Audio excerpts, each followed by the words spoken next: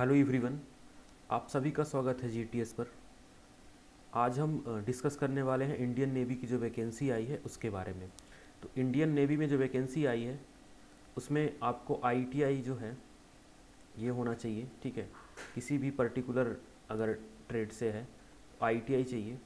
ITI के साथ साथ कुछ इंपॉर्टेंट चीज़ें भी हैं, मैं आपको यहीं पे समझा देता हूँ, ठीक है।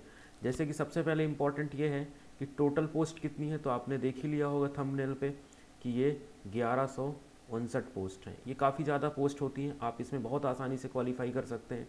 ये गोल्डन अपॉर्चुनिटी है सभी के लिए, ठीक है। अभी जो पोस्ट वाइज वैकेंसीज हैं अलग अलग जगह के लिए, विशाखापट्टनम के लिए है, उसके बाद मुंबई के लिए है और कोची के लिए है, ठीक है। तो ये वैकेंसी अलग अलग शो की हुई है। जैसे अनरिजर्व के लिए यहाँ पर इतनी है, अनरिजर्व वाले अपनी देख सकते हैं। जिसको जहाँ सूटेबल लगे या जहाँ पर आपको लगता है कि सही है वहाँ पर फिर फॉर्म भर सकते हैं, ठीक है। अब आगे आते हैं हम और बात करते हैं कि इसमें रिजर्व एज लिमिट 18 से 25 साल है, ठीक है।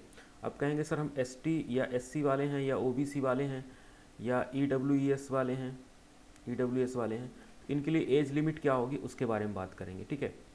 तो आगे बताऊंगा मैं, ठीक है। तो इसेंशियल जो क्वालिफ़िकेशंस हैं, इसेंशियल क्वालिफ़िकेशन में आपके पास 10th प्लस आईटीआई होना चाहिए, ठीक है। आईटीआई का सर्टिफिकेट होना चाहिए। उसके बाद ये वर्किंग दिया हुआ है कि आपको कैसे कहाँ वर्क करना है। तो इम्पोर्टेंट पहले ये है कि सिलेक्शन, ठीक है। उसके बाद हम देखेंगे कि क्या है चीज़ें आगे की, ठीक है।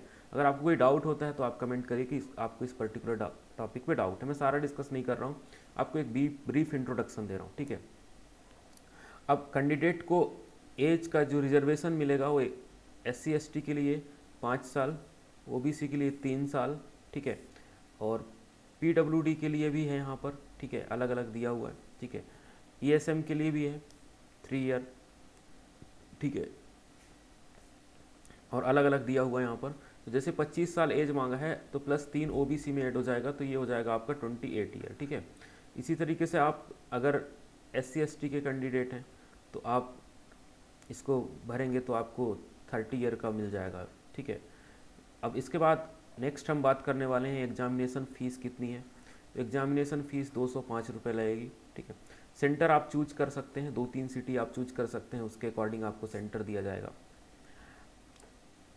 मोड ऑफ सिलेक्शन जो होगा वो रिटन एग्जामिनेशन के बेस होगा। सबसे पहले एप्लीकेशन की स्क्रीनिंग होगी, ठीक है। उसके बाद मतलब अगर आप जैसे एप्लीकेशन में कोई गड़बड़ी तो नहीं है, कोई दिक्कत तो नहीं है, अगर वो सब सही है तो फिर आपका स्कीम ऑफ रिटन एग्जामिनेशन होगा, जिसमें general intelligence and reasoning 25 number का पूछा जाएगा, न्यूमेरिकल एप्टीट्यूड 25 नंबर का, उसके बाद जनरल इंग्लिश 25 नंबर का और 25 नंबर का जनरल अवेयरनेस। ये बेसिक पेपर है ये, ठीक है, जो इम्पॉर्टेंट है, ठीक है। अब आप इसकी तैयारी कर रहे हैं तो आपको ये सारे आने चाहिए, ठीक है। मतलब टोटल 100 क्वेश्चंस आएंगे 100 मार्क्स के, ठीक है। अब इनका सिलेबस भी दिया हुआ है यहाँ पर, ठीक है, जनरल इंटेलिजेंस एंड रीजनिंग में, ठीक है।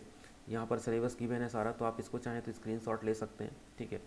उसके बाद क्वांटिटी एप्टीट्यूड भी है, जनरल इंग्लिश एंड कम्प्रिहेंशन भी है, और जनरल अवेयरनेस में के भी कुछ क्वेश्चन है, history, geography, art and culture, बहुत सारी चीज़ें हैं इसमें, ठीक है। साइंस भी है, इन्वायरमेंट भी है। डेट ऑफ एग्जामिनेशन आपको या इसकी वेबसाइट पर देख सकते हैं, पहली चीज़। दूसरी चीज़, या तो आपका जो मेल होगा उस आईडी पर या phone number registered mobile number पर आएगा, ठीक है। जो शॉर्ट लिस्ट कैंडिडेट होंगे, मतलब जिनका टेस्ट होगा, ठीक है, उनको दिया जाएगा। तो ये आई थिंक ऑल अबाउट ये है, ठीक है। एक चीज़ और मैं आपको बता देता हूँ कि यहाँ पर 22 फरवरी से फॉर्म भरना स्टार्ट होंगे और 7 मार्च तक फॉर्म भराएंगे, ठीक है। क्लोजिंग डेट ये है, ठीक है। इसके लिए आप तैयारी कर सकते हैं, हमारी ऑफलाइन क्लासेस चल रही हैं, ठीक है। इसकी तैयारी आप कर सकते हैं, ये बैचेस स्टार्ट होने वाले हैं, ठीक है। उसके लिए आप इंक्वायरी कर सकते हैं, ठीक है। Thanks for watching and if you have any doubt you can comment on comment section. तो अगर आपको कोई भी डाउट है तो आप कमेंट सेक्शन पे कमेंट करिए, ठीक है। और चैनल को सब्सक्राइब करिए अगर आप नए हैं, तो आपको जॉब नोटिफिकेशन जिससे सबसे पहले मिले। Thanks for watching.